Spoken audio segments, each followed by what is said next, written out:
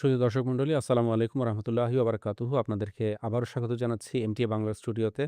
দর্শক, আপনারা জানেন আমরা বেশ কিছুদিন যাবৎ কিছু অনুষ্ঠানে আ আহমদিয়াতের বিস্তার এবং প্রচার-প্রসার, সেলবরস, বীরগাঁও, ময়মনসিংহ এই বিষয়ে আলোচনা করে আসছি এবং আমাদের সাথে আমরা খুব সৌভাগ্যবান, আমাদের সাথে স্টুডিওতে সময় দিচ্ছেন আলহাজ আহমদ তফসির চৌধুরী সাহেব। আসসালামু আলাইকুম। তিনি আহমদীয়া মুসলিম জামাত বাংলাদেশের নায়েব ন্যাশনাল আমির এবং ন্যাশনাল সেক্রেটারি উমুরে খারিজা হিসেবে সেবা করার সৌভাগ্য লাভ করছেন।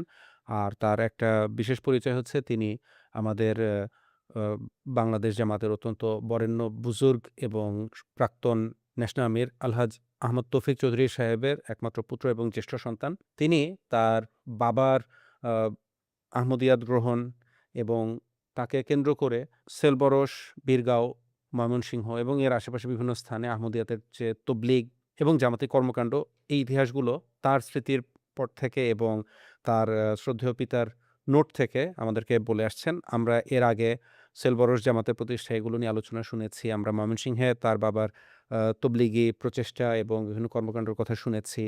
৭১ সাল বাংলাদেশের স্বাধীনতা যুদ্ধ, মুক্তিযুদ্ধ এই বিষয়ে আমরা বিস্তারিত আলোচনা শুনেছি এর আগে। আজকে আমরা তারই ধারাবাহিকতায় আঙ্কেল জানতে চাইব। ৭১ সালে মুক্তিযুদ্ধ হলো, ১৬ই ডিসেম্বর বাংলাদেশ স্বাধীন হলো। আর আপনি আমাদেরকে জানিয়েছিলেন, বলেছিলেন আমাকে যে ৭২ সালে আলহাজ আহমদ তৌফিক চৌধুরী সাহেব ১ম কাদিয়ানে। কাদিয়ানে যাবার তার সৌভাগ্য হয়। তো এই ঘটনাটা যদি দর্শকদের সামনে বলেন। আচ্ছা। জাযাকাল্লাহ, সবাইকে আসসালামু আলাইকুম রহমতুল্লাহ। আ যেহেতু যুদ্ধ হয়েছিল ডিসেম্বর মাসে এবং ভারত-পাকিস্তান যুদ্ধ একই সাথে ডিসেম্বরের ৩ তারিখে ভারত-পাকিস্তান যুদ্ধ শুরু হয়। সে কারণে কাদিয়ানের জলসা ওই সময় এটা অনুষ্ঠিত হতে পারে ওই নাই। বছর হয়নি। হ্যাঁ। আচ্ছা। তো যখন বাংলাদেশের যুদ্ধ থেমে গেল, বাংলাদেশ স্বাধীন হয়ে একটা রাষ্ট্রের জন্ম হলো। আ পারি ভারত-পাকিস্তান পারি যুদ্ধেরও যুদ্ধ সমাপ্তি হলো। থেমে গেল। একটা মোটামুটি একটা স্থিতিশীল অবস্থা আসলো। তখন কাদিয়ানের জলসার একটা ঘোষণা হলো এবং সেটা ফেব্রুয়ারি মাসে কাদিয়ানের জলসা হবে। ২১ এবং ২২ ফেব্রুয়ারি ২ দিনের জলসা হবে, সেটার সিদ্ধান্ত মানে ঘোষণা সংক্ষিপ্ত পরিসরে হয়ে গেল সংক্ষিপ্ত কিছুটা। পরিসরে জলসাটা হবে। এটা শোনা মাত্রই আমার আব্বার মধ্যে একটা ডেফিনিটলি আগ্রহ যে ফার্স্ট চান্সেই উনি কাদিয়ান যাবেন। আচ্ছা। ১ম সুযোগ। কারণ এর আগ পর্যন্ত তো যেহেতু পাকিস্তানি নাগরিক, তার জন্য ভারতে যাওয়াটা ভারতে একটা কঠিন ছিল। অবশ্যই। উনি ৬০ সালে গিয়েছেন। ৬০ সালে উনি আ প পশ্চিম পাকিস্তানে গিয়ে ট্রেনের মধ্যে, তখন ভারতের মধ্যে দিয়ে ট্রেন যেত। আচ্ছা, পুরো পাকিস্তান থেকে ট্রেন মানে ভারত হয়ে এইটুকু ট্রানজিট ছিল যে ছিল যেতে একদম পারত। যাওয়া যেত। কিন্তু তখন কাদিয়ান যাওয়া হয়নি। উনি অমৃতসর হয়ে ওদিক দিয়ে বর্ডার ক্রস করেছেন। তো এটা হয়েছে। কিন্তু আ কাদিয়ান যাওয়ার সৌভাগ্য মানে আশেপাশে কোথাও যাওয়ার নামার সুযোগ নেই। খালি সুযোগ ট্রানজিট মানে ট্রানজিট আ যাত্রী হিসেবে ভারতের উপর দিয়ে উপর দিয়ে পাকিস্তানে যেতে পাকিস্তানে পারতেন। গিয়েছেন, আচ্ছা, সেটা গিয়েছেন। তো এই ১ম কাদিয়ান যাওয়ার সুযোগ। তো ওই সময় তো মাত্র দেশ স্বাধীন হয়েছে। তো তখনও বাংলাদেশের পাসপোর্ট-টাসপোর্ট কিছুই তখনও মানে ব্যবস্থাই তো তখন কিছুই তো নাই হয়নি। কিছু। তখন মাত্র সরকার বসা শুরু করেছে। এটা তো ফেব্রুয়ারি মাসেই জলসা অ্যাডমিনিস্ট্রেশন কিছুই সবকিছু হয়নি। কোনো কিছুই তো অগোছালো তখন কিছুই নাই। একটা সিস্টেম হলো, যারা ভারতে যেতে চায় তাদের জন্য একটা পারমিটের ব্যবস্থা করা হয়। আচ্ছা, আমার মনে আছে একটা এক পাতার কাগজ। ওই কাগজের মধ্যে ছবি সহ এটা ওইটা দেওয়া হলো। এটাকে একটা পারমিট বলা হতো আগে। অর্থাৎ ভারতে যাওয়ার জন্য ভিসার ভিজিট বদলে পারমিট বা এরকম ভিজিট কিছু। Permit, no passport, no visa, visit permit. ওটা নিয়ে ওনারা কাদিয়ান গেলেন। আব্বা গেলেন, আমাদের তৎকালীন এখানকার যে তখন তো ন্যাশনাল আমির হয়ে গেছেন মনির মোহাম্মদ সাহেব, আগে প্রভিশনাল আমির ছিলেন। সম্ভবত চিটাগাংয়ের ফালু মিয়া সাহেব, আচ্ছা, নূর গোলাম আহমদ আহমদ খান খান ফালু ফালু মিয়া মিয়া সাহেব, সাহেব। উনি গেলেন। আরো কয়েকজন নারায়ণগঞ্জ জামাতের কয়েকজন সদস্য এবং খুব সম্ভবত মানে আমাদের বেশ বড়ই একটা কাফেলা বলা যায়। ৭-৮ জনের মতো একটা কাফেলা মিনিমাম, এবং সম্ভবত আলহাজ নাজির আহমদ সাহেবও গিয়েছিলেন। তো এরকম একটা টিম ওনারা কাদিয়ান গেলেন আরকি। এবং কাদিয়ান গিয়ে ওনারা তো জলসা অ্যাটেন্ড করলেন। মিয়া সাহেবের সঙ্গে দেখা করলেন। মিয়া সাহেব মানে মিয়া মিয়া মিয়া ওয়াসিম সাহেব আহমদ সে সাহেবের সাথে। সঙ্গে দেখা জি, হলো। জি। আর ভেরি ইন্টারেস্টিং, মাশরেক আলী মোল্লা সাহেব। আচ্ছা, আমাদের পশ্চিমবঙ্গের সাবেক আমির হ্যাঁ, এটার মরহুম। একটু ব্যাকগ্রাউন্ড বলি। আরো আগের থেকেই পাকিস্তান আমলেই চিঠিপত্রের যোগাযোগ ছিল। তো মাশরেক আলী সাহেব বয়াত করার পরে সম্ভবত উনি ৬৬-৬৭ সালে দিয়ে বয়াত করেছিলেন, আমার যদ্দূর মনে হয়। তো এরপর থেকে উনি আব্বার সঙ্গে চিঠিপত্রের যোগাযোগ ছিল এবং উনি বই চাইতেন, আব্বা বই পাঠাতেন। পাকিস্তান আমলে কিন্তু বাংলায়। আচ্ছা, আচ্ছা। পোস্টাল জি, যোগাযোগ জি। ছিল। ৬৬-৬৭, 60s এ। হ্যাঁ, 60 তে চিঠিপত্রের যোগাযোগ ছিল। তো আব্বা এখান থেকে বই পাঠাতেন। এবং চিঠিপত্রের এবং খুবই আবেগপূর্ণ চিঠি। উনি খুব জোশিলা মানুষ ছিলেন। এবং আমরা তো সবাই জানি যে তিনিও খুব তবলিগ খুব পাগল ছিলেন। তবলিগ পাগল ছিলেন। ওইখানে গিয়ে মানে এতদিন কেউ কাউকে দেখেন নাই। তো ওইখানে গিয়ে ১ম তাদের দেখা হলো, সাক্ষাৎ হয়। তো কাদিয়ান থেকে ফিরে আসলেন। ফিরে আসার পরে এর মধ্যে যেটা হলো যে আমি আম সৈয়দ আব্দুল সুলতান সাহেবের নাম বলেছি যে জি, জি। ময়মনসিংহের বারেরও উনি অ্যাডভোকেট ছিলেন। সুপ্রিম ঢাকা কোর্টেরও সুপ্রিম কোর্টের ইয়ে ছিলেন, খুব সিনিয়র লয়ার ছিলেন। দেখতে শুনতে খুব ভেরি ইমপ্রেসিভ ফিগার ছিল উনার। সৈয়দ আব্দুল সুলতান সাহিত্যিকও ছিলেন। কথা বলতেন খুব সুন্দরভাবে। তো সুলতান সাহেবকে ১ম বাংলাদেশের হাই কমিশনার নিযুক্ত করা হয় ভারতে? ইউকেতে। আচ্ছা, ইউকেতে। ইউকেতে। First high commissioner to UK from Bangladesh Syed Abdul Syed Sultan Abdul সাহেব। সুলতান সাহেবকে করে, অ্যাডভোকেট সৈয়দ আব্দুল সুলতান সাহেব। উনি এর আগে এটার কারণ উনি এর আগে যখন মুক্তিযুদ্ধ চলাকালে ওই যে উনি যে ময়মনসিংহ দিয়ে বর্ডার ক্রস করে ইন্ডিয়া ভারতে চলে গেলেন। গেলেন, ভারত থেকে তারপর উনারা ওখান থেকে প্রবাসী স্বাধীন বাংলা সরকারের অধীনে ইংল্যান্ডে এবং ইউরোপে আমেরিকায় বিশেষ করে বাংলাদেশ স্বাধীনতা আন্দোলনের প্রচারণা এবং পক্ষে পক্ষে জনমত গঠন। বিচারপতি আবু সঈদ চৌধুরী, সৈয়দ আব্দুল সুলতান সাহেব সহ উনারা তখন এই কাজগুলা তারা করেছেন। আন্তর্জাতিক হয়ে দেশের মুক্তি সংগ্রামের পক্ষে রায় আদায়ের জন্য, সমর্থন আদায়ের জন্য।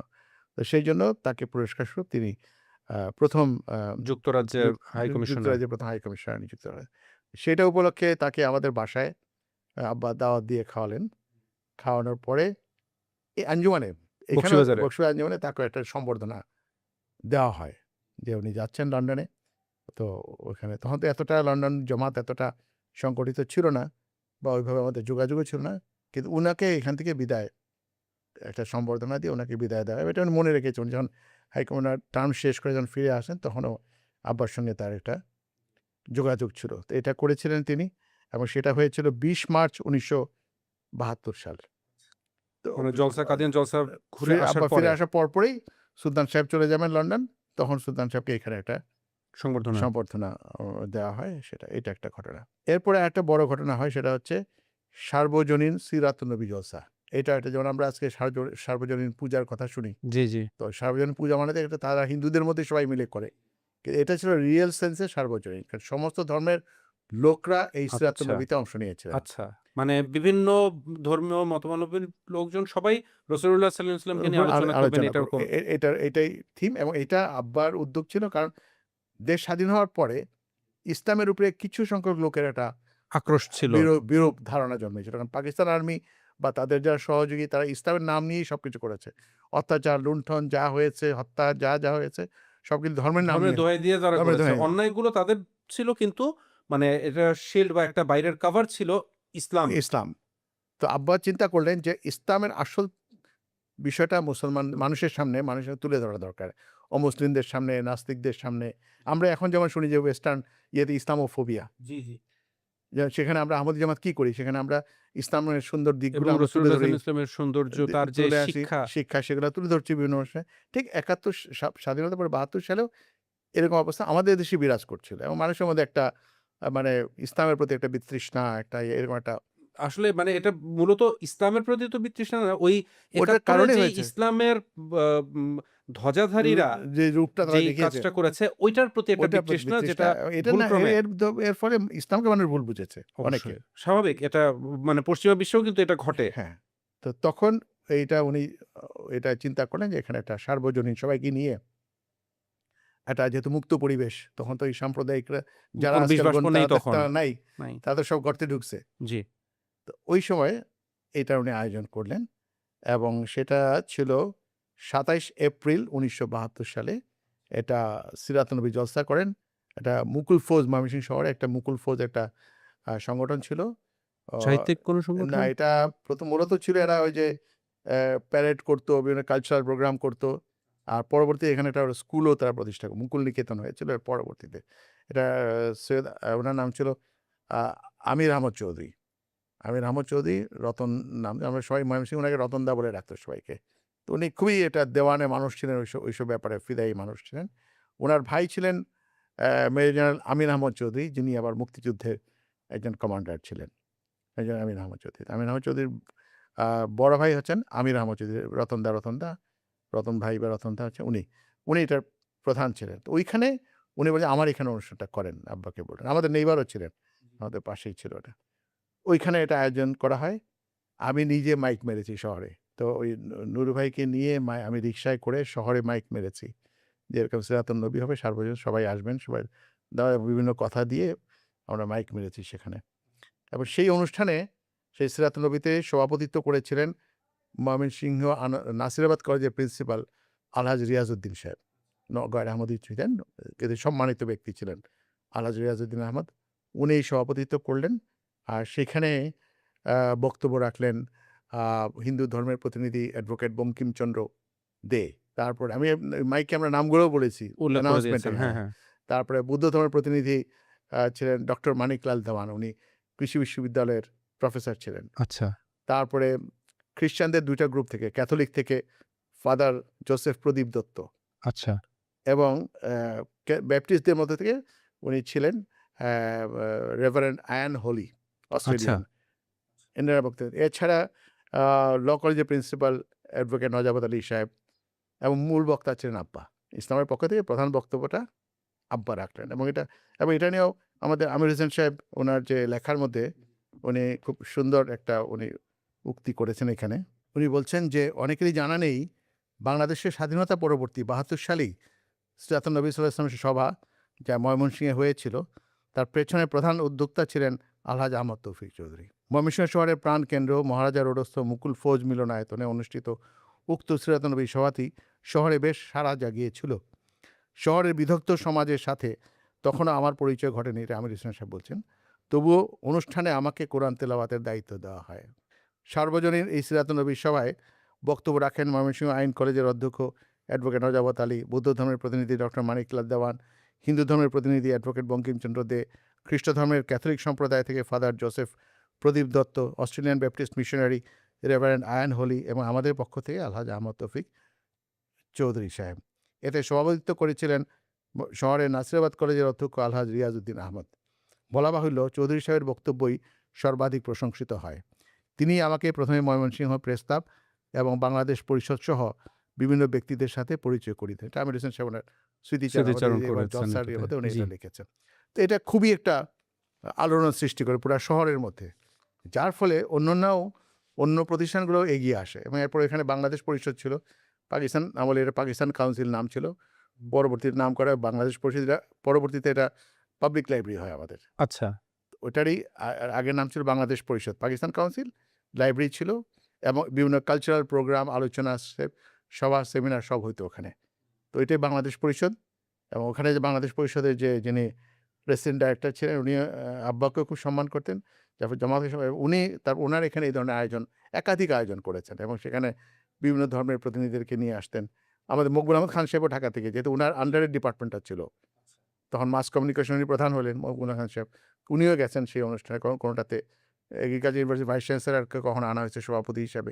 এইভাবে ওখানে ময়মনসিংহে এই ধরনের তবলিগের চেষ্টা এবং মানে ইসলামের শান্তিপূর্ণ এবং সৌন্দর্যপূর্ণ এবং এই যে শিক্ষাটা তুলে ধরা এই হয়। যে আহমদী জামাত যে এগুলা করে, জি, এইটাই হচ্ছে প্রথম যে সারা শহরে আহমদী জামাতের পরিচিতিটা আরও বেড়ে গেল এইসবের কারণে। তো সবাই আহমদী জামাত সম্বন্ধে জানতে হতো। এছাড়া আব্বা ধরো তারপর রোটারি ক্লাব, কৃষি বিশ্ববিদ্যালয়, প্রেস ক্লাব, শুক্রবার সাহিত্য সংসদ, এরকম অনেকগুলা সংগঠন ছিল সভায় বা সংগঠনে তিনি সংগঠন বক্তব্য যার রেখেছেন। সঙ্গে যুক্ত ছিলেন। এবং এছাড়া উনি আরও বিভিন্ন প্রতিষ্ঠানের সঙ্গে উনি যুক্ত হয়েছিলেন, প্রেস ক্লাব, তারপরে আরও রাইফেল ক্লাব, জেলা পরিষদ, রেড ক্রস।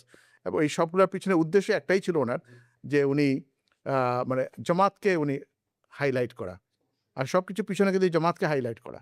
এবং যার প্রভাব কিন্তু ময়মনসিংহ জামাত, তুমি নিজেও ওখানে ছিলা, হানিকুলাতে পোস্টিং ছিল, তো যেটা ছিল ওখানকার প্রভাব এখনও আছে আজকে এত বছর পরে। এবং ময়মনসিংহ শহরে এখনও কোনো বিরোধী দল আর ফজলে সেই জন্য নাই। 2004 সালের যখন ধানীখোলায় যখন বিরোধিতা হয় এবং নুরানি যখন ঘোষণা দেয় যে ধানীখোলার জামাত দখল করে নেবে, মসজিদ দখল করে নেবে, তখন কিন্তু আব্বা তখন বেঁচে ছিলেন 2004-এ, 5-এ মারা গেলেন। তখন ময়মনসিংহ শহরের বিশিষ্ট কয়েকজনকে আব্বা ফোন করলেন এবং বললেন যে এরকম একটা ঘটনা ঘটতে যাচ্ছে ধানীখোলাতে, আপনারা এই ব্যাপারে ব্যবস্থা নেন। এবং ময়মনসিংহ শহরের 25 জন বিশিষ্ট ব্যক্তি তারা ডিসির সঙ্গে দেখা করেন, ধানীখোলায় এরকম একটা ঘটনা হচ্ছে, ময়মনসিংহ এলাকায় এই ধরনের কোনো ঘটনা আমরা দেখতে চাই না। এবং যার ফলে আমরা জানি, আমি নিজেও এটা সাক্ষী, প্রশাসন খুব মানে খুবই কঠোর একটা কঠোর অবস্থান অবস্থান নেয়। নিয়েছিল এবং সে মোল্লাদেরকে বইলোর মোড়, যেটা বইলোর মানে মোড়ের ময়মনসিংহ মানে ওই ঢাকা যেটা ময়মনসিংহ রোডে, হ্যাঁ, ধানীখোলার ওই গ্রাম পর্যন্ত মানে বেশ কয়েক কিলোমিটার আগেই হ্যাঁ, ওই বলা যায় বইলোরের মোড়ে, ১-১.৫ কিলোমিটার আগেই তাদেরকে হ্যাঁ, আটকে দেয়। হ্যাঁ, বইলোরের মোড়ে এদেরকে আটকে আটকে দিয়েছিল। দেয় জি। এদেরকে। এটা হয়েছিল আল ফজর, ওই যে প্রভাবটা, এবং সবাই ওখানকার যে সুশীল সমাজের যে একটা আ মানে আহমদিয়াতের সাথে একটা ভালো একটা আ পরিচিতি পরিচিতি এবং ছিল। আহমদিয়াতের আসল অবস্থান অব সম্পর্কে তাদের জানা থাকাটা এটার একটা প্রভাব ছিল সেটা। প্রভাব ছিল সেখানে। তারপরে শুধু তাই না, ওই সময় প্রেস ক্লাব আমাদেরকে সহযোগিতা করেছে। ময়মনসিংহের প্রেসের লোকজন ধানীখোলা এখানে এসছে। এই ধরনের ঘটনা হয়েছে। আব্বা যে স্বাধীনতার পরে আরো যেটা হয়েছে, ভারতের সঙ্গে উনার দরজা খুলে যায়। সেখানে হুজুরকে তারা লেখে, এবং ভারতে আব্বা নিয়মিত যেতেন এবং সেখানেও তবলিগ করতেন, এবং রামকৃষ্ণ মিশনে ময়মনসিংহের, ঢাকায় সব জায়গায় নিয়মিতভাবে অ্যা যাতায়াত বা যাতায়াত, এবং তাদের সাথে আব্বার বক্তব্য, যে ইসলামিক একাডেমি, যেটা পাকিস্তান আমলে ইসলামিক একাডেমি ছিল, এখন ইসলামিক ফাউন্ডেশন, সেখানে কিন্তু আহমদী বক্তারা বক্তব্য রাখতেন। এবং রাবুয়া থেকে যখন আমাদের কোনো বুজুর্গ আসতেন, সেই ইসলামিক একাডেমিতে তারা বক্তব্য রেখেছেন। আমার আব্বা নিয়মিত সেখানে বক্তব্য রাখতেন। আমার ডায়েরিতে ডেট ওয়াইজ লেখা আছে কোথায় গিয়ে বক্তব্য রেখেছেন। মৌলানা আহমদ সাদেক মাহমুদ সাহেব বক্তব্য রেখেছেন। তো ওই সময় কিন্তু আ এই অবস্থাটা ছিল, ইসলামিক মানে একটা একাডেমি পাকিস্তান শান্তিপূর্ণ সহাবস্থান সহাবস্থান তখন ছিল ছিল। সেটা, হ্যাঁ। তো স্বাধীনতার পরে এখানেও সেটা ছিল, রামকৃষ্ণ মিশনে ছিল। তো এইভাবে আ ময়মনসিংহের কাজ চলেছে। তারপরে ১ম জলসা ময়মনসিংহে ১১ ফেব্রুয়ারি ১৯৭৩ সালে ১ম জলসা সেখানে হয়। তারপরে রাভুয়া থেকে একাধিকবার আমাদের বুজুর্গরা, আগে যেরকম আসতেন, পাকিস্তান আমলে যেমন আসতেন, স্বাধীন হওয়ার পরেও যখন বাংলাদেশের সাথে পাকিস্তানের যোগাযোগ শুরু হলো, এটা ৭৫ এর পরে হবে। তখন তারা রাবুয়াতে এসছেন। আমার যদিও মনে পড়ে যে আমি আব্বার ডায়েরিতে দেখলাম মির্জা আব্দুল হক সাহেব, চৌধুরী ফজল আহমদ সাহেব, মৌলানা আব্দুল মালেক খান সাহেব, রাজা নাসির আহমদ সাহেব, এনারা কিন্তু ময়মনসিংহ এসে আমাদের ইয়ে করেছেন। তো এমনকি ১৯৭৯ সালে ১৩ মার্চ ময়মনসিংহে আবারও জলসা হয়। সেখানেও রাবুয়ার বুজুর্গরা ওনারা এসেছিলেন, এবং সেই সময় আমাদের বাসার ভিত্তি স্থাপন করা হয়। আচ্ছা, ময়মনসিংহে। ময়মনসিংহে মির্জা আব্দুল হক সাহেব সেই ভিত্তি স্থাপন করেছিলেন। সেখানে দোয়া করেছিলেন আমাদের ময়মনসিংহের ভাষার। তো এইভাবে আমরা মোটামুটি একটা ঘটনা। এরপরে তো আসলো আমাদের জামাতের শততম শতবার্ষিকী বার্ষিকীর জুবিলি বিষয়টা। যেটা ৮৯ সালে। হ্যাঁ, জি। সেখানেও। তো সেখানেও আমরা মসজিদে রাত্রি যাপন করেছি। আমরা তাহাজ্জুদ পড়েছি। তারপরে দিনের বেলা অনুষ্ঠান হয়েছে, এবং বিকেলে সন্ধ্যায় আমাদের বাসায় অনুষ্ঠান ছিল। যেহেতু আকুয়াতে তো সবাই কক্ষে যাওয়া সম্ভব না। তো শহরে কেন্দ্রে আমাদের বাসায় প্রদর্শনী ছিল। তখন যা এভেইলেবল ছিল, কোরআন শরীফ কিছু আব্বার কাছে ছিল বিভিন্ন ভাষায়, এবং এই যে আ বিষয়ভিত্তিক অনুবাদ যেটা বের করা জি, জি। হয়েছিল তখন। কিছু কোরআন এবং আয়াতের হাদিসের অনুবাদ। আয়াত, জি, জি। হ্যাঁ, সেগুলার প্রদর্শনী করা হয়েছিল। তো এই ধরনের প্রোগ্রাম নিয়মিত ময়মনসিংহ করাই হতো, এবং এইভাবে প্রতিদিন যেটা বললাম যে মাগরিবের নামাজ এবং এশার নামাজ পড়া হতো, মানুষজন আসতেন, আলোচনা হতো। মানে এটা এটা একটা মুক্তিযুদ্ধ পূর্বেও এই হয়েছে, কালচারটা ছিল, এবং এই পরেও প্র্যাকটিসটা ছিল, শেষ পর্যন্ত, পরবর্তীতেও মানে আব্বা ময়মনসিংহ ঢাকা আসা আগ পর্যন্ত মোটামুটি এটা। আব্বা বলবৎ ৯০ ছিল। সালে জি। ঢাকায় এসছেন। আচ্ছা, তার আগ পর্যন্ত কিন্তু এই জিনিসটা সেখানে চলমান ছিল এটা। চলমান ছিল, সেটা হয়েছে। আচ্ছা। আর আরেকটা জিনিস যেটা ছিল, যেটা আমি হয়তো উল্লেখ করলাম কি, যে আমাদের বাসায় যে সব ছাত্রদের আবাসস্থল ছিল। যারাই আসতেন তারা ১ম এ আমাদের বাসায় থাকতেন। সেখান থেকে হোস্টেলে জায়গা পাওয়ার পরে তারপর তারা হোস্টেলে যেতেন, তারা শিফট করতেন। এবং তারা সেভাবে ছিলেন। তারপর আরেকটা ছিল যে আমাদের যে আহমদী মহিলারা বিভিন্ন জায়গা থেকে, তখন ময়মনসিংহে ছিল একমাত্র মহিলা টিচার্স ট্রেনিং কলেজ। আচ্ছা, সরকারি যেটা। সেটা, হ্যাঁ, শহরে, যেটা ওই যে শশী লজ বলা হয়, জি, জি, মুক্তিযোদ্ধা সুশীলজ। জি, শশী জি। লজ, ওখানে। তো ওখানে ছিল, এবং প্রচুর আহমদী মহিলা সেখানে আ যেতেন বিএড ট্রেনিং এর জন্য। বিএড ট্রেনিং এ জি, জি। ব্রাহ্মণবাড়িয়া থেকে হুম, গেছেন, হুম। দিনাজপুর থেকে গেছেন, চিটাগাং থেকে গেছেন। আমাদের মরহুম ফালু মিয়া সাহেব বিবিও সেখানে গেছেন। আচ্ছা। তারপর দিনাজপুর থেকে এসছেন, ব্রাহ্মণবাড়িয়ার অনেকেই আসছেন, সিলেট থেকে আসছেন। তো এই তাদের আসতেন, এবং তাদের লোকাল গার্ডিয়ান হতেন আব্বা। আচ্ছা। তখন তো আর ওই তাদের টাকা পয়সা মানি অর্ডার যোগে আসতেন। এগুলো আব্বার কাছে আসতো। আব্বা আবার এগুলো পাঠাতেন। আমি আবার সাইকেলে মেরে গিয়ে তো ওনাদের কাছে পৌঁছাতাম। আমি তো ছোট স্কুলে পড়ি বা কলেজে পড়ি। তো এই কাজগুলো আমি আম্মাও যেতেন বন্ধের দিন, ছুটির দিনে হয়তো আম্মাও সাথে নিয়ে আমাকে নিয়ে যেতেন। ওদেরকে দেখতে যেতেন। ওরাও আমাদের বাসায় আসতেন। তো এরকম যারা এখনো ওই যে আমাদের অনেকে আছেন ট্রেনিং নিয়েছেন। সৈয়দ এজাজ আহমদ সাহেবের সৈয়দ আহমেদ কন্যা। ছেলে, মেয়ে আমেনা আপা। এনারা ছিলেন, আরো অনেকেই ছিলেন, ব্রাহ্মণবাড়িয়ার অনেকে ছিলেন। উনারাও বলতে পারবেন যে সেখানে এই অবস্থাটা ছিল আচ্ছা, তাদের। একটা বিষয় আপনার কাছে একটু আমি জানতে চাবো যে আপনি একটু আগে বলছিলেন যে ব্যাপটিস্টদের একজন অস্ট্রেলিয়ান মিশনারির কথা বলছিলেন, আয়ান হোলি। তো এই ভদ্রলোকের সাথে যেহেতু তখন একটা ফাংশনে পরিচয় হলো, পরবর্তীতে তার সাথে কোনো যোগাযোগ বা হ্যাঁ, আমি আসতেছি। তো আমি ওটা দিয়ে আজকে এই আলোচনাটা শেষ করতে চাই। হোলিকে দিয়ে তার আগে আরেকটা যেটা বলতে চাচ্ছি যে এছাড়া আরেকটা বড় ইন্টারেস্টিং ঘটনা ছিল। তখন যেহেতু ময়মনসিংহ খুবই অ্যাক্টিভ এবং আচ্ছা। পড়াশোনা, ক্লাস এবং বিশেষ আব্বা নিজে ক্লাস নিতেন আমাদের। জি। ওই খুদ্দাম যারা ছিল, আমির হোসেন সাহেব থেকে শুরু করে আমরা যারা ছিলাম ছোট, আমির হোসেন সাহেব আমাদের সিনিয়র ছিলেন। তিনি একজন টিচার এগ্রিকালচার ইউনিভার্সিটিতে। আচ্ছা। কিন্তু আব্বার কাছে উনিও ছাত্র, আমরাও ছাত্র। আমি ডক্টর বাতেন, আব্দুল বাতেন, আব্দুস সোবহান সাহেব, আখতারুজ্জামান সাহেব, এই যে আমাদের মুনাদির ফাহাদের বাবা, তারপরে যে মাহমুদুল হাসান, কে মাহমুদুল হাসান সাহেব মাহমুদুল হাসান। তো আমরা তো সব নিয়মিত আব্বার ক্লাস। ক্লাসে হ্যাঁ, ছাত্র ছিলাম। যখন ঢাকায় তরবিয়তি ক্লাস হতো, 80% 90% পুরস্কার আমরা জিতে নিতাম। আচ্ছা। তালুতেরুতে হ্যাঁ, ক্লাসগুলোতে। ময়মনসিংহ জামাত থেকে ময়মনসিংহ মজলিস 80-90% পুরস্কার ফার্স্ট, সেকেন্ড, থার্ড আমরাই নিয়ে চলে যেতাম। তারপরে ইজতেমাতে একই অবস্থা হতো। তো এরকম একটা পর্যায়ে গিয়ে একটু আপত্তি উঠলো যে আমির হোসেন সাহেব তো সিনিয়র মানুষ, উনি তো শিক্ষক। উনি আর প্রতিযোগিতায় অংশ নিতে পারবেন না। তো এইরকম ঘটনাও আছে। তো আমি শেষ করব একটা ঘটনা দিয়ে, সেটা হচ্ছে যে অস্ট্রেলিয়ান আব্বার সঙ্গে এমনি যোগাযোগ আগে থেকে সবসময়, যদিও আমি শুরুতে বলেছি যে খ্রিস্টানরা ওনাকে অনেক চেষ্টা করেছে আমার আগের খ্রিষ্ট ধর্মে দীক্ষিত করেন। জি, জি। দীক্ষিত করার জন্য, এবং তারপর ওনার সঙ্গে তর্ক বিতর্ক আলোচনা হতো, কিন্তু কখনো খারাপ সম্পর্ক হয় নাই। এবং আমি দেখেছি যে সেই ময়মনসিংহের যে কাচিঝুলি জায়গাটা, ওখানে খ্রিস্টানদের বসতি আছে কাচিঝুলি। তো ওখানে আব্বা গেছেন, গিয়ে ওই যে বাঙালি খ্রিস্টান যারা, তাদের বাড়িতে যেতেন, কথাবার্তা বলতেন, ফ্যামিলির খোঁজখবর নিতেন। জনাথন সরকার ছিলেন, ওনার ছেলেরা ছিল সমর সরকার। সমর সরকার উনি গসপেলে চাকরিও করতেন পরবর্তী। তো এদের সবার সাথে একটা ভালো সম্পর্ক। উনাদের এক ছেলে কাঠের কাজ করতো। ওনাদের ইয়ে ছিল, ফার্নিচারের দোকান ছিল। তারা আমাদের বাসায় আব্বা এনে ফার্নিচার বানিয়েছেন। এইদিকে একটা সুসম্পর্কও ছিল। যদিও হৃদ্যতা বা হৃদ্যতাও ছিল। সুসম্পর্ক। ধর্মীয়ভাবে তাদের সাথে আমার বিরোধ ছিল, বিতণ্ডা ছিল। কিন্তু ব্যক্তিগতভাবে কখনো তাদের সাথে কোনো সুসম্পর্কের সুসম্পর্কের জায়গাটাতে কোনো কোনো চিড় ধরেনি। ছেদ ধরে না। এবং এটা অধ্যাপক যতীন সরকার অত্যন্ত সুন্দরভাবে উনি বলেছেন যে তৌফিক চৌধুরী সাহেবের সাথে আমার সাথে ওনার মতের অমিলের কোনো শেষ ছিল না। উনি উত্তর মেরু, তো আমি দক্ষিণ মেরু। উনি দক্ষিণ মেরু, তো আমি উত্তর মেরু। এইভাবে হচ্ছে আমাদের চিন্তাধারায়, যার ফলে আমাদের মানে মতান্তরের কোনো শেষ পরিবারে আমাদের প্রচুর মতান্তর ছিল, কিন্তু কখনো মনান্তর হয়নি। এই শব্দটা খুবই একটা তাৎপর্যপূর্ণ। মতান্তর ছিল, কিন্তু মনান্তর, মনের দিক থেকে কখনো আমাদের মধ্যে দূরত্ব হয়নি। দূরত্ব হয় নাই। তো এই কথাটা উনি বলতেন। তো আমি শেষ করছি ব্যাপটিস্ট মিশনারি আয়ান হোলি, যিনি ময়মনসিংহে ছিলেন, এটা শেষ দিক স্বাধীনতার পরে, যিনি আমাদের ওই সিরাতুন নবীতেও বক্তব্য রেখেছিলেন। মাঝখানে উনি আবার ট্রান্সফার হয়ে চলে গিয়েছিলেন। পরে আবার উনি ময়মনসিংহে আসছেন। তো উনি একদিন আব্বাকে গসপেল হলে সন্ধ্যাবেলায় আব্বাকে বলল যে, "মিস্টার চৌধুরী, আমার কোনো সন্তান বাঁচে না।" ওনার ওয়াইফের মধ্যে ওই ব্লাডের একটা প্রবলেমের RH কারণে, ফ্যাক্টরের কোনো সমস্যা হ্যাঁ, বা এই ধরনের কিছু কারণে হবে? অ্যা বাচ্চা হয়ে হয় জন্মের আগেই মরে যায়, নাহলে জন্ম নিয়ে খুব শীঘ্রই মারা যায় বাচ্চা। আজ পর্যন্ত আমার একটা বাচ্চাও নেই, মরে গেছে। আবার আমার স্ত্রীর সন্তান হবে, কিন্তু ডাক্তার বলছে এই বাচ্চাটাও বাঁচবে না। তো তুমি একটু দোয়া করো আমার জন্য। খ্রিস্টান হয়ে একজন খ্রিস্টান হয়ে মুসলমানের আব্বাকে কাছে বলল যে, হ্যাঁ, যে তুমি আমি তোমার কাছে আশা নিয়ে তুমি একটু আমার জন্য দোয়া করো। তখন আব্বা ওখানেই গসপেল হলে বললেন, তুমি আমার সাথে হাত উঠাও।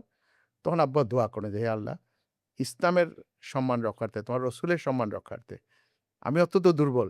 কিন্তু আমি হাত উঠিয়েছি, আমার দুর্বল হাত, শুধুমাত্র তোমার নবী, তোমার রসুল, তোমার ধর্মের আ সম্মান রক্ষার্থে আমি হাত উঠিয়েছি। তুমি আমার দোয়াটা কবুল করো এবং তাকে একটা একটা নিদর্শন দেখাও। এই দোয়া উনি করেছেন। এরপরে হোলি চলে যায়, ট্রান্সফার আবার দেশের বাড়িতে। ৪ বছর পরে উনি ফিরে আসে। আমি বাসায় ছিলাম। উনি এসে কলিং বেল টিপলো বা বাসায় নক করলো। আমি দরজা খুললাম। দেখি যে হোলি। তো আমি তাড়াতাড়ি বসালাম আব্বার বৈঠকখানায়। আব্বাকে খবর দিলাম। তখন উনি ব্যাগ থেকে একটা মিষ্টির বাক্স, ড্রাই ফুড ফ্রম অস্ট্রেলিয়া। অস্ট্রেলিয়াতে উনি খাবার নিয়ে আসলো যে, আমার খুশির খবর, আমার মেয়ের বয়স ৪ বছর। তুমি দোয়া করেছিলে এবং এখন আমার মেয়ে ৪ বছর বয়সে সুস্থ আছে। তো আমি সেইজন্য তোমার জন্য মিষ্টি নিয়ে আসছি। এই যে একটা দোয়া কবুলিয়তের ঘটনা। এবং হোলির মধ্যে একটা নেক ফিতরত ছিল। ও আব্বা বলছেন উনি ইয়েতে গেছেন, কাশ্মীরে গেছেন। উনি ঈসা আলাইহিস সালামের কবর জিয়ারত করে আসছেন। ওখানেও গিয়েছেন উনি খানিয়া মহল্লায়। তো তো এগুলা তার মধ্যে ন্যাক ফিতরত ছিল। কিন্তু পরবর্তীতে তার পিছনে লোক লেগে যায় এবং তার নামে রিপোর্ট করে। নেগেটিভ রিপোর্ট যেমন আহমদীদের সাথে ওনার বেশি দহরম, মহরম মহরম এই লোকটা হ্যাঁ, চেঞ্জ হয়ে যেতে পারে। ওই তখন তাকে এখান থেকে ট্রান্সফার করে। তারপরে আর যোগাযোগ আর থাকে নাই। ওই লাস্ট উনি আসলো। এটা মেয়ের নিয়ে ৪ বছর হয়েছে এই ৪ খবরটা দিল। খবরটা দিতে এবং মোট সে কথা নিয়ে যে আল্লাহ তাআলার পক্ষ থেকে যে তিনি একটা নিদর্শন নিদর্শন দেখেছেন, দেখেছেন। একজন মুসলমানের, একজন আহমদী মুসলমানের দোয়া আল্লাহ তাআলা কবুল করেছেন এবং অলৌকিকভাবে মানে ডাক্তারের মানে তার অভিজ্ঞতা হোক বা ওই সময়ের বলা যায় যেটা মেডিকেল সায়েন্সের ওই সময়ের ওইটাই বিষয়টা একটা মিথ্যা বিরল প্রমাণিত হ্যাঁ, করে। আল্লাহ তাআলার মানে আল্লাহ তাআলার মানে আমরা যেটা বলি আহমদিয়াত সবসময় যে জীবন্ত খোদার জ্বলন্ত নিদর্শন। নিদর্শন। হযরত আকদাস মসিহ মাউদ আলাইহিস সালাম কিন্তু এই বিষয়টাই দেখিয়েছেন এবং গ্রেটার এক্সটেন্ট এ দেখলে এটা হযরত রাসূলুল্লাহ সাল্লাল্লাহু আলাইহি ওয়াসাল্লামেরই যেই মানে শ্রেষ্ঠত্ব এবং তার যে পবিত্রকরণ শক্তি সেটারই কিন্তু একটা ছটা এই যুগেও এসে রাসূলুল্লাহ সাল্লাল্লাহু আলাইহি ওয়াসাল্লাম একজন নগণ্য দাসের মাধ্যমে এরকম হযরত মুসা দোয়া ইসলাম একজন নগণ্য কবুলিয়তের দাসের মাধ্যমে অনেক ঘটনা আছে। আমি আমার আব্বার জীবনে দোয়া কবুলিয়ত অনেক একটা প্রাসঙ্গিক ক্রমে আসবে না। কিন্তু অনেক ঘটনা আমি দেখেছি উনার দোয়ার। তো এটাই যে একটা মানে যেটা অসম্ভব সম্ভব হয়েছে, যেটা হওয়ারই কথা না। এরকম অনেক ঘটনা মুসলিম ইসলামের আমি আমার আব্বার নজম জীবন আছে যে গায়ের মুমকিন কো ইয়ে মুমকিন মে বদল দেতি হ্যায়। অসম্ভবকে এটা সম্ভব করে দেয় দোয়া। এটাই আমার আব্বার জীবনে আমি দেখেছি অনেক। তো এখানে আমি আমার পিতার কথাগুলো নিয়ে এসেছি। কিন্তু এটা আমার পিতার জাহির করার জন্য না। অবশ্যই না। কিন্তু ব্যক্তিবন্দনা আমাদের মোটেও উদ্দেশ্য না। কিন্তু একজন আহমদী যাদের কাছ থেকে যারা আহমদিয়াতকে লালন করেছেন, ধারণ করেছেন, তাদের মাধ্যমে যে মানুষ আহমদিয়াতের সুঘ্রাণ পেয়েছে, এটার মানে ঝলক হিসেবে, এটার আলোচনা হিসেবে আমরা আসলে আলোচনা করেছি। কারণ আহমদ তৌফিক চৌধুরী সাহেব তিনি আহমদিয়াতের একজন সেবক এবং সৈনিক হিসেবেই তার জীবন পার করেছেন এবং এই কারণেই আমরা বিষয়টা আজকে আলোচনা করলাম। আপনাকে অনেক ধন্যবাদ আমাদের স্টুডিওতে সময় দেওয়ার আমার জন্য। সৌভাগ্য আমি কথাগুলা বলতে পেরেছি জি, অবশ্যই। এবং আমাদেরও এটা সৌভাগ্য যে আমরা এই মানুষের অনেক অজানা কথা যেটা আমরা এই কারণ আলোচনায় এগুলা উঠে আসলো। আর না হলে কেউ বলতে ও পারত না। হয়তো হ্যাঁ, বা হারিয়ে যেত। হয়তো তার যে ডায়েরি বা এগুলোতেই থেকে দাঁড়িয়ে যেত। কয়জনে পড়বে? অবশ্যই এটা আপনার কাছেই থাকবে আর এটা তো সব তো পাবলিশড জিনিস না। তো এইজন্য আপনাকে অনেক ধন্যবাদ আমাদের সাথে এই ঘটনাগুলো শেয়ার করার জন্য। দর্শক আমরা এতক্ষণ শুনছিলাম আহমদ তৌফিক চৌধুরী সাহেব আলহাজ যিনি প্রাক্তন ন্যাশনাল আমির ছিলেন আহমদিয়া জামাতের এবং অত্যন্ত বরেণ্য বুজুর্গ। তার জীবনের আলোকে আমরা যেটা বারবার বলছি কোনো ব্যক্তি বন্দনা না, আমরা একজন আহমদী কিভাবে করে আহমদিয়াতের তবলিগ করেছেন, যেখান থেকে আমরা শিখতে পারি, আমরা অনুভব করতে পারি যে কিভাবে করে আমাদের আ প্রাক্তনরা, আমাদের পূর্বসূরীরা আহমদিয়াতকে এই মহামূল্যবান রত্নকে লালন করেছেন, ধারণ করেছেন, নিজেদের জীবনকে তারা বদলে দিয়েছেন। আল্লাহ তাআলা তাদেরকে সৌভাগ্যমণ্ডিত করেছে এবং তাদের কুরবানির কল্যাণে আমরা এখন আহমদিয়াতের এই অসাধারণ রূপ বা বিশ্বব্যাপী একটা প্রতিষ্ঠিত রূপ আমরা দেখতে পাচ্ছি।